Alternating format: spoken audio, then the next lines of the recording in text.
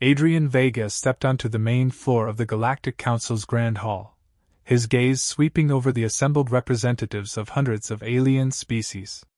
Despite his confident stride, he could feel the weight of underestimation pressing against him from all sides.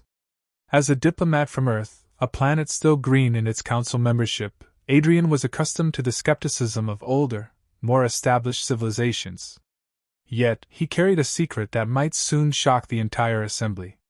The Grand Hall, a marvel of interstellar architecture, floated in orbit around a neutral planet. Its vast dome ceiling displayed a live holographic map of the galaxy, stars and planets moving in real time.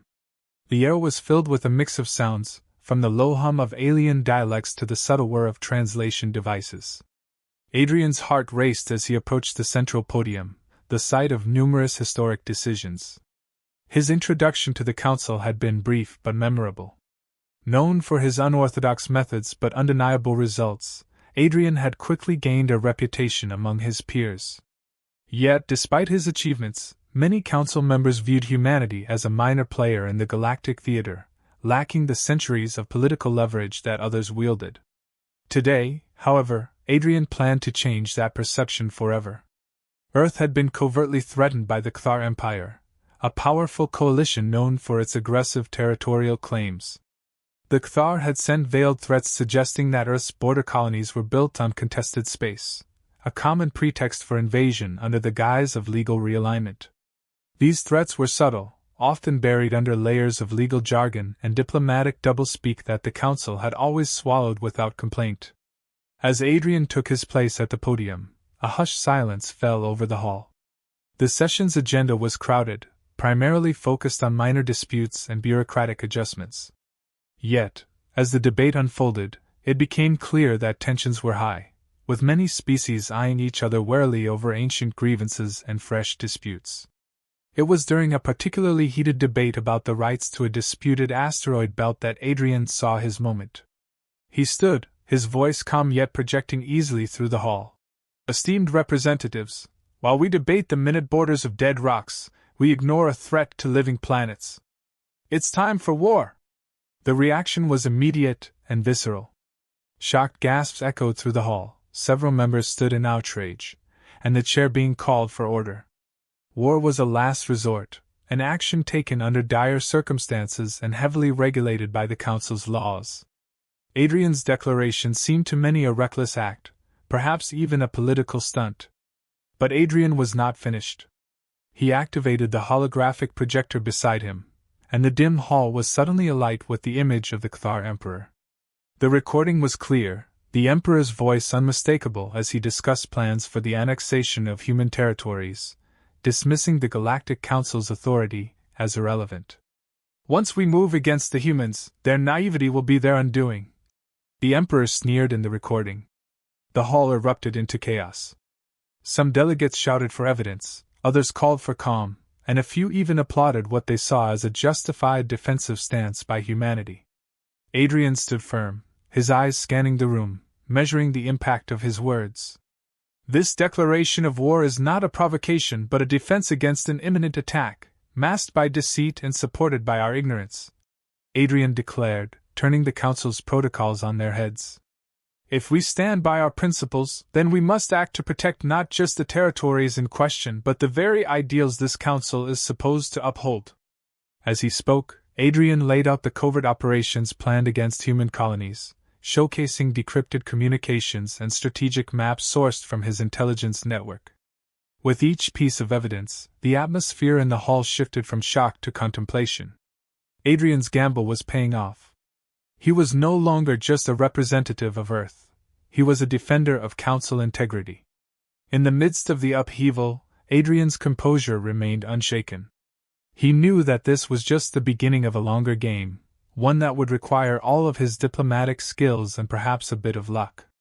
But as the session was adjourned for emergency deliberations, Adrian allowed himself a small smile.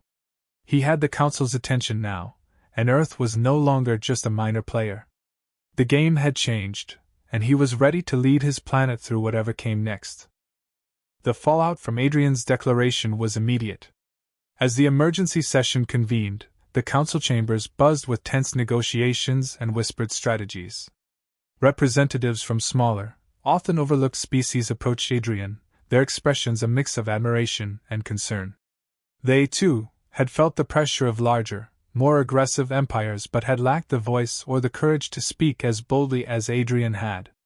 Adrian used this newfound support to his advantage, organizing small, informal gatherings right there in the recesses of the council's meeting spaces. These weren't just strategic moves for garnering support, but also served as a stage to lay bare the realpolitik often glossed over in formal sessions. If we do not stand together now, Adrian urged, we will fall separately under the shadow of empires who respect no law but their own. Meanwhile, representatives of the Kthar Empire worked fervently to counter the damage. They denounced the recordings as fabrications, a desperate ploy by a less significant member trying to destabilize the council. Their diplomats were slick, their words honed by centuries of political maneuvering.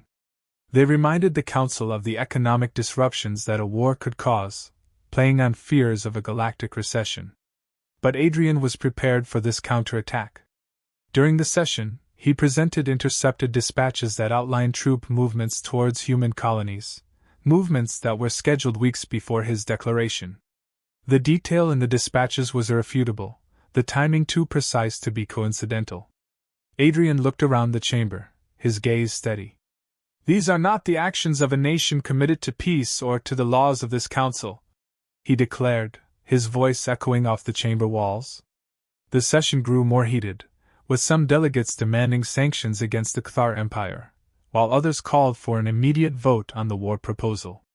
The atmosphere was charged with a palpable tension, every representative keenly aware that the decisions made in the next few hours could shape the future of the galaxy. In this crucible of political strife, Adrian received a discreet message, a confirmation that human intelligence had gathered support from several non-aligned planets. They were ready to form a coalition if the Council voted to recognize the Kthar actions as a breach of peace. This information was a card Adrian held close, waiting for the right moment to reveal it. As debates raged on, Adrian met with the delegates from these planets, shoring up alliances and drafting terms for a mutual defense pact. These were delicate conversations, each delegate weighing their planet's safety against the potential fallout of defying the Kthar Empire. Adrian's diplomatic skills were tested to their limits. He listened, he reassured, and he negotiated, always with the clear message that unity in the face of aggression was their strongest defense. Our collective response, he argued, will demonstrate to the Kthar and to any who would threaten a council member that aggression against one is aggression against all. The tide slowly turned in Adrian's favor as the evidence he presented could no longer be ignored. The intercepted dispatches, the confirmation of troop movements, the testimonies from frightened border colonies, all painted a picture of a premeditated strike cloaked in deception. By the time the council reconvened to vote, the chamber had transformed. What began as a session filled with skepticism and disbelief had evolved into a forum recognizing the need for decisive action. Adrian's bold strategy, once seen as a reckless gamble, now appeared to many council members as a necessary shock to the system, a wake-up call to the realities of their fragile alliances and the predatory nature of some empires. As the vote approached, Adrian stood once more, his figure solitary against the backdrop of the council's grandeur. He didn't need to speak. His presence alone was a testament to the change he had wrought.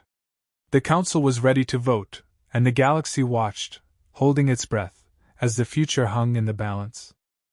The Galactic Council chamber had transformed into a hub of feverish activity as the moment of the vote drew near.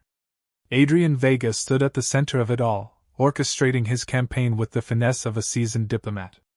As he conferred with allies and parried the Kthar's continuing protests, it was clear that his earlier declaration had catalyzed a shift not just in policy, but in the political psyche of the Council. Throughout the chamber, delegates whispered and made hurried communiques to their homeworlds, seeking last-minute assurances and instructions. The smaller, previously marginalized species found new voices, bolstered by Adrian's push for unity. Their support was not just for Earth but for a new precedent in Council dealings, a united front against covert aggression, irrespective of the perpetrator's power. Adrian, amidst these discussions, received constant updates on the likely vote counts, his aides discreetly moving through the crowd, gauging sentiments and solidifying commitments. Each nod, each handshake held the weight of interstellar relations, shaping alliances that would extend far beyond the Council's decision on the Kthar threat. As the hour of the vote approached, the Kthar made a final attempt to sway the Council. Their lead diplomat, a venerable figure whose presence commanded respect, offered a conciliatory speech that subtly reminded the Council of the Kthar's economic contributions to many worlds. "Let us not precipitate a conflict that could unsettle our very way of life," he implored, his tone a blend of threat and entreaty. "Consider the repercussions of a hasty decision driven by unverified accusations." Adrian listened, his expression unreadable. When he rose to respond, his reply was not direct confrontation but a strategic redirection. "We value peace," he began, his voice calm yet resonant across the chamber. "And we cherish stability. But peace built on the suppression of truth, on the threat of domination, is no peace at all. It is a veneer over tyranny." He paused, allowing his words to resonate. "Today, we have a choice, not just for or against war, but for a council that acts on its principles, that protects its members, that stands as a beacon of justice and not just a forum of convenience." The vote was called, and a tense silence enveloped the chamber. As delegates cast their votes, the anticipation was palpable. Adrian watched, a quiet confidence about him. He had played his part, now it was up to the council to decide the course of history. The results came in, a majority in favor of recognizing the Kthar actions as a breach of the peace, a decision that mandated collective action. It was a landmark victory, not just for Earth but for the smaller members of the Council who had seen their worlds pawned in the games of mightier neighbors. But Adrian's strategy had one more phase. As the Council prepared to mobilize its peacekeeping forces, Adrian proposed an alternative. "Let us offer the Kthar a chance to stand down," he suggested, his proposal crafted to provide an honorable exit for the Empire, avoiding war yet maintaining the Council's newly asserted stance. "Let them withdraw their forces and come to the table, not as conquerors but as equals under the law." This move surprised many, reflecting Adrian's deep understanding of galactic politics. Force could coerce, but dignity could turn an adversary into an ally. His proposal was accepted, and a message was dispatched to the Kthar Empire, offering peace but demanding immediate cessation of their military advancements. The final hours of the session were a whirlwind of diplomatic exchanges as the Council and the Kthar negotiated terms. Adrian remained at the forefront, mediating discussions, his earlier declarations now tempered with the diplomacy that the moment required. As the Council adjourned, with the Kthar agreeing to withdraw and re-enter negotiations, Adrian's gamble had paid off. He had averted a war, reinforced the Council's authority, and repositioned Earth within the galactic community. His supporters hailed him, and even his critics had to acknowledge his masterful navigation of the Council's treacherous waters. In the quiet after the storm, Adrian looked out at the galaxy displayed above the Council, a vast, intricate tapestry of worlds and wonders, of threats and opportunities. Today, he had shifted its weave subtly but significantly, guiding humanity not just in survival, but in becoming a central thread in the fabric of galactic affairs. Adrian Vega watched as the last of the delegates filed out of the council chamber, their steps echoing softly in the now quiet hall. The resolution had been passed, and the Kthar Empire had agreed to cease its advance, turning back from the brink of war to a promise of peace. Adrian's maneuvering over the past days had not only averted a potential galactic conflict, but had also redefined Earth's standing among the stars. He allowed himself a moment of reflection, aware of the weight of what had been accomplished. As he stood there, a message from Earth arrived, congratulating him on his success. The words were formal, but he could sense the relief behind them. Earth had been on the precipice, threatened yet defiant, and now it stood stronger, its voice no longer just a whisper on the galactic stage. Adrian's thoughts shifted to the alliances he had forged. Relationships with other species and planets had been strengthened in the fire of shared adversity. These bonds, he knew, would be crucial in the times to come. The galaxy was a place of constant motion, and today's ally could be tomorrow's adversary. But for now, Earth had allies it could count on, thanks to the stands taken and the words spoken here. He also contemplated the changes within the Galactic Council itself. His actions had stirred a new respect for the Council's statutes, and his calls for unity and adherence to principle had resonated with many. The Council was evolving, and Adrian had been a catalyst for that change. Members now understood that the Council was not just a place for resolving disputes, but a platform for upholding justice and maintaining peace across systems. The agreement with the Cthar was fragile, he knew. Peace was often tentative, its terms needing careful nurturing. The coming weeks would involve detailed negotiations and implementations of the terms they had agreed upon. Adrian prepared himself for another round of diplomacy, this time focusing on solidifying the peace and ensuring that the Cthar withdrawal was not just a retreat, but a move towards a lasting resolution. In the days that followed, Adrian led a delegation to the Cthar border regions, overseeing the demilitarization and the return of occupied territories. Each step was a move towards rebuilding trust, each agreement signed a brick in the foundation of a hopefully enduring peace. He also initiated a series of dialogues among various council members, promoting deeper cooperation and understanding. The crisis had shown the necessity of clear communication and mutual support. Adrian advocated for a new framework within the Council, one that would facilitate rapid response to threats and ensure that no member felt the need to stand alone against aggression. When Adrian finally returned to Earth, he was met with celebrations. To the public, he was a hero who had faced down a galactic threat. But to those in the corridors of power, he was a diplomat who had skillfully navigated the complex web of interstellar politics to secure Earth's place and its future. In a quiet ceremony away from the public eye, Adrian was awarded one of Earth's highest honors. But the accolades, while appreciated, were not what drove him. His satisfaction came from knowing that he had done his duty, that he had protected his home and perhaps given the galaxy a chance for a more peaceful future. As the excitement of the moment faded, Adrian looked towards the horizon. The galaxy was vast, its mysteries and challenges endless.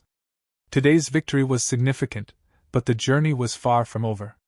New challenges would arise, but Earth was better equipped to face them, and Adrian was ready to meet whatever came next with the same determination and strategic insight that had guided him so far. His last act before taking a well-deserved rest was to send a message to the Council, proposing the establishment of a permanent peace committee. He envisioned a body that would not only react to crises but work proactively to prevent them, a legacy he hoped would endure beyond his tenure.